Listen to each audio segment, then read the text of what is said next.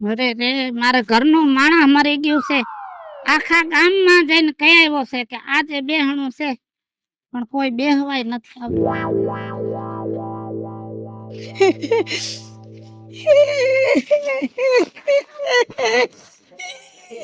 અરે રે મોંઘી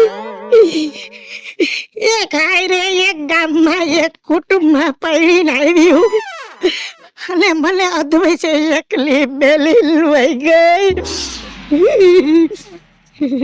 હશે.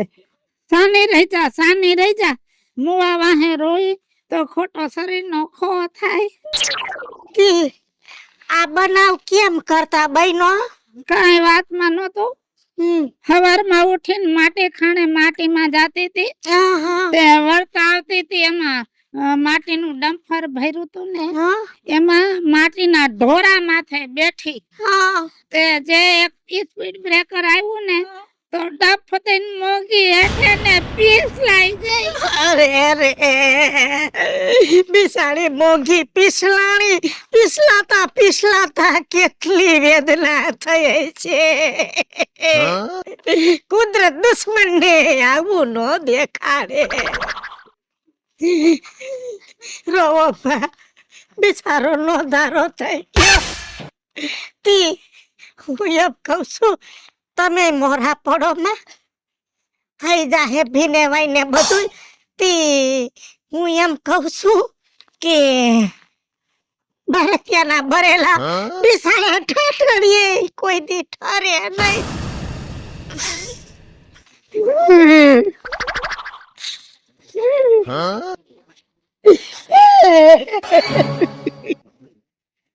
રામ રામ. શું થયું? એક્સિડન્ટ થઈ ગયો ભાઈ. અરે રે ભગવાન. કેસે પીસ લાઈ ગઈ. પછી દવાખાને લઈ ગયા તા? અરે બાપા લઈ જાવી હતી. 108 ને ફોન કરવો હતો. ડ્રાઈવર ને કીધું તો ડ્રાઈવર ના ફોન માં બેલેન્સ નહીં. તી તમારી પાસે ફોન નહોતા? પછી મજૂર ને 50 રૂપિયા ગુઈડા અને વળી એક દિન રિચાર્જ કરાવ્યું. 108 વાળો આવ્યો ત્યાં તો મોગીના શરીર માંથી લોહીના ખાબોચિયા. ભાઈ રે માં પાણી નો માંગ્યું. કેમ? જીવ વયો ગયો. રોમા ગંગા રોમા બટા. કે બિસાડીનો જીવ ગયો છે. ઈ તો જેના જીવ જાય એને ખબર હોય કે જીવ કાઢવામાં કેટલું વેદન થાય.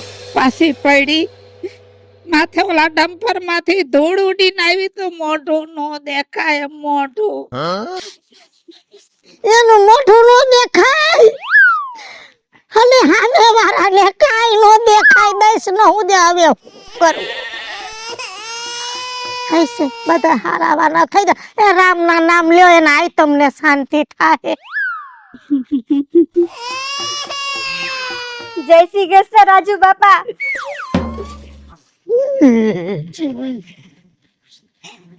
કોને ખબર હતી કે આવું જલ્દી થઈ જાહે?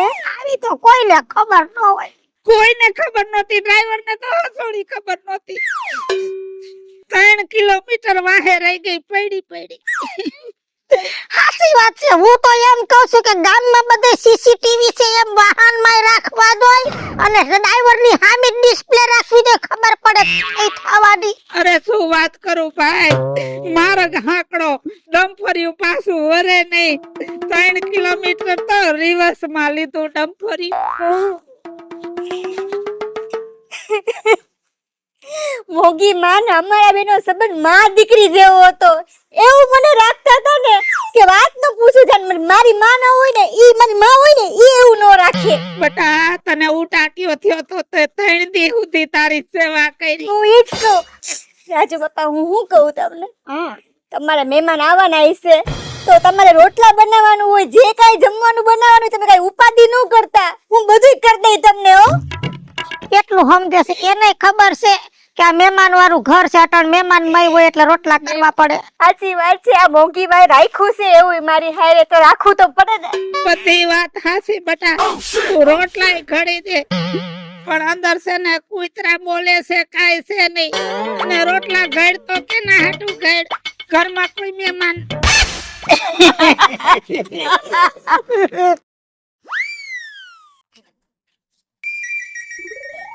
રામ રામ બાપા. રામ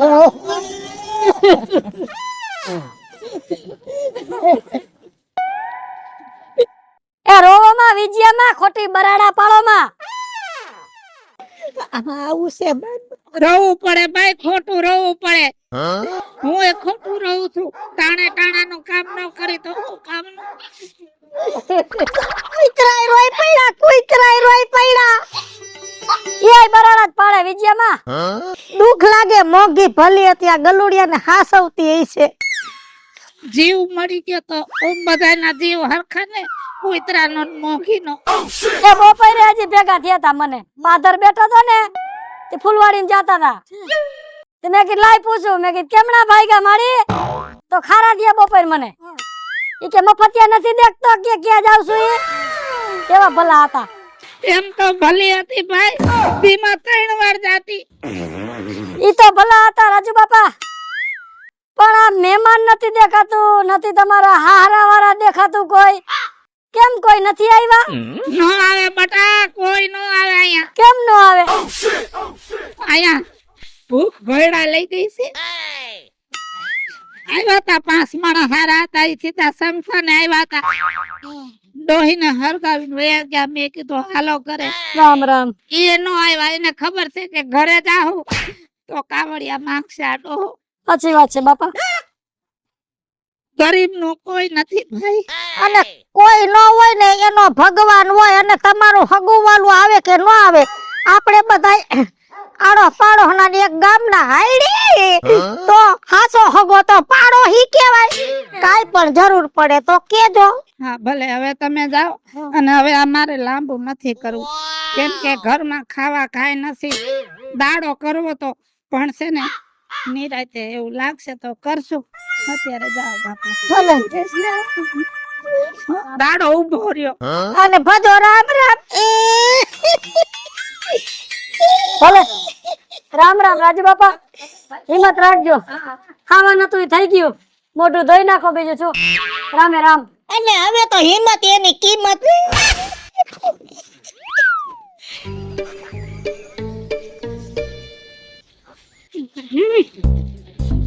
કયું ના ઉઠતા નહોતા. મારે વીમા વાળા પાસે જવાનું છે. 2 પૈસા જડતા હશે તોય નહીં જડે.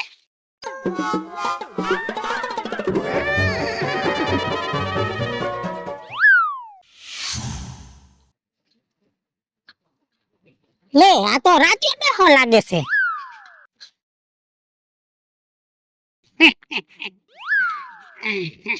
એ હારું ને રાજુભાઈ. આ રહ્યા જો જલસા છે. હા જલસા તો દેખાય છે. 4 પૈકી હાલતા એને બદલે સીધા કડક થઈ ગયા. આનું શું પરિણામ છે? એ પરિણામમાં તો એમ છે કે મણકાનું ઓપરેશન કરાયું, 4.5 લાખ રૂપિયાનો ખર્ચો. હે એ કાલ હોની ન્યા ગઈ તી. આ મારી નથડીનો દાંડલો ભાંગી ગયો તો ને રેણ કરાવવા, તો એને કીધું કે રાજુભાઈએ હોનાની રુદ મારા કરાવી. કીધું એકાદો દાગીનો પહેર્યો હોય ને તો ભૈરું ભૈરું લાગે.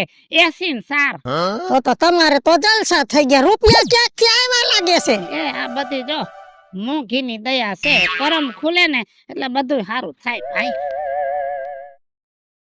લે મરી ગયો કે છે મોંઘીની દયા. હે કરમ ખુલે ને હારું થાય ઈ વાત સાચી છે, પણ મોંઘીને કોઈ દી મોવાએ હાખ્યા જીવા નથી દીધું. હારા વેણે બોલાવી નથી. આખી જિંદગી ડાયરા કરાવ્યા અને હવે મરી ગયા. મારા પછી ગુણ ગાય છે મોંઘીની દયા. હાય છે જોયું જાય છે.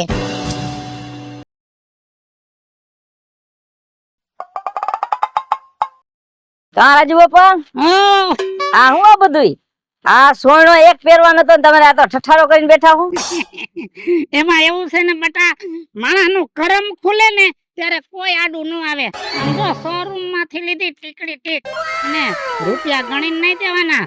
ફોન માંથી દેવાના હબ દઈને ગપ એનામાં કરી જાય ફોન માંથી રૂપિયા વાહ રાજુ બાપા વાહ. તમારો બાકી જાતિ જિંદગી જમાનો આવી ગયો. આવી ગયો એમ કે ને આમાં જેને જોતું તું એને દેતા નથી કોઈ, અને જેને આ નથી જોતું એને ઠાઈ ઠાઈ ને કહે, વાહ ભગવાન વાહ. આ વાત કરી બોલ્યો પણ મોડું બોલ્યો તું અરે ભગવાન મને મોઢું બોલાવ્યો. અને આમ જો હા આ ગાડી લીધી વાહ. અત્યારે જૂનામાં લીધી છે 2.5 લાખની અને મને ગાડી આવડી જાય ને પછી નવી ગાડી છોડાવી છે 18 લાખની ઓહો રાજુ બાપા પૈસા આવ્યા ક્યાંથી? આ બધી તો છે ને મોંઘીની કૃપા મોંઘીની હા મતલબ? એ મતલબ તને નહીં સમજાય અત્યારે હાલ ચા પીવા ચા ના અત્યારે મારે મોડું થાય છે, હું નીકળું છું. હા હા જય માતાજી. હા તાર બાપાને મોકલજે હા હા હા. હે રામ કેટલો તડકો છે આજ તો થોડી એ હા રાજુ બાપા રામ રામ રામ રામ જય શ્રી કૃષ્ણ બોલો બોલો જય શ્રી કૃષ્ણ ક્યાં તારી માં મારી માં તો કઈ કામ ગઈ છે કે ખબર નહીં એ. તું કયો ને એ જો મારે છે ને હામટું 5 કિલો ઘી જોઈશે હં? એટલે છે ને આમાં થોડુંક 250 ગ્રામ જેટલું દે એટલે ટેસ્ટ કરી લઉં કેમ કે સવારમાં ઉઠીને મારે છે ને શીરો ખાવા જોઈ ટેસ્ટ કરવું છે હા અને દૂધ છે ને તારી માને કહી દેજે કોરું દૂધ સવારમાં 1 લીટર રાખે ભલે 100 ના 150 લઈ લે પાણી વાળું દૂધ મને ન ભાવે ના ના પાણી વાળું દૂધ હવે રાખતા જ નથી અમારે ઘાટું હશે રબડા જેવું દૂધ હોય તમને તો ખબર તો છે એટલે જ કહું છું હે ને રબડા જેવું દેજો 50 રૂપિયા વધારે લેવા પડે તો ભલે લઈ લ્યો હું વાત કરું છું હા હા રાજુ બાપા એક વાત કહું હા તમે ખોટું ન લગાડતા અરે બાપા જિંદગી આખી ખોટું લગાડ્યું હવે ખોટું લગાડવાનો સમય પૂરો થઈ ગયો સાચી વાત હું એમ કહેતી હતી કે પહેલા તો તમારે હાવ પરિસ્થિતિ કેવી હતી લુગડા પહેરવા નહોતા તો હવે તમે એમ કહો કે 50 રૂપિયા વધારે લેજો પણ દૂધ સારું દેજો એનું શું કારણ ઈ તો મને કહો કારણ તો બટા ઘણાય છે તને ખબર નહીં પડે તારા બાપને ખબર નહીં પડે ને તારી માને તો હસોડી ખબર નહીં પડે આ તો બધી છે ને કરમની બલિહારી છે અને બીજી વાત ઈ મોંઘીની કૃપા મારો બેટો જોતો ખરા પેલા તો ખાવાનું દાન હતું ને ઘરમાં ભૂખમરો હતો અને હવે તો દૂધના 50 રૂપિયા વધારે તો પણ દૂધ સારું દેજે આ તો શું જે હોય આપણે હું હાલો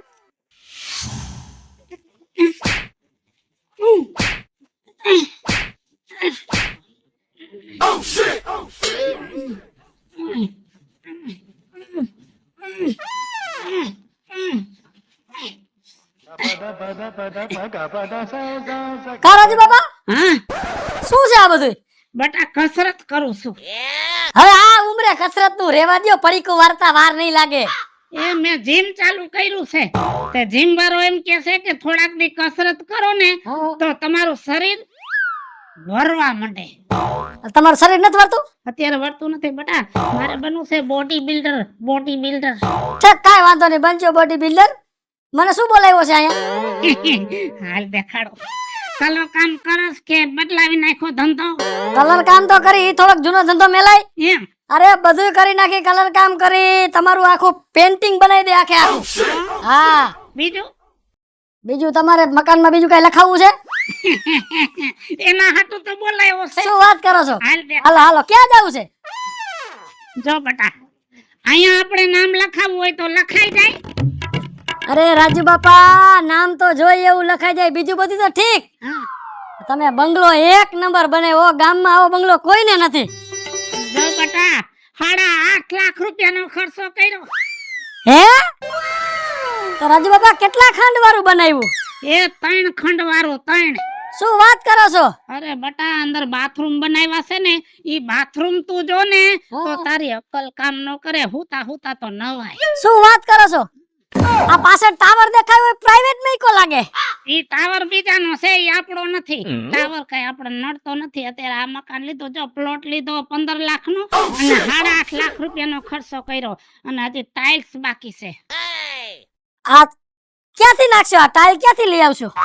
એ મોરબી થી લઈ આવવાની છે અને ટાઇલ્સ તો એવી નાખવી છે ને હાલતું હાલતું માણા પડીને ભફ થઈ જવું જોઈએ. બીજું બધું તો ઠીક, આ શિવ કેવી રીતે રાજુ બાપા? એ ઈ બધી છે ને મોંઘીની કૃપા છે. બાકી બીજી વાત જવા દે, આપણે છે ને ઉપર મોંઘીની કૃપા એવું લખાવું છે. કાઈ વાંધો નહીં, હાલો. પાછો વરીદા ડોહા, પાછો વરીદા. હવે હા? આ તારા ધંધા બંધ કર. મને ખબર છે મોંઘી નું નામ હું કામ લેસ, કેમ કે હવે તારે હારું થાવું છે. મોંઘી જીવતી ત્યાં સુધી જઈલા હા. મરી ગયા, કોઈ દી હગાવાલામાં લઈ નથી ગયો, કોઈ દી ઈ બાઈ ની કિંમત નથી કરી. આ મહાણિયા એ ગાયરે ઉઠાડી છે ને ગાયરે બેહાડી છે. અને આ કામચોર હરામ હાડકા વાળો ગામમાં રખડતો ને મોંઘી કામે જતી, એમાં તો જો આ ધૂળના ખટારામાંથી પડીને ડટાઈ ગઈ ને પીછલાઈ ગઈ. અને તોય કેસ મોંઘીની કૃપા.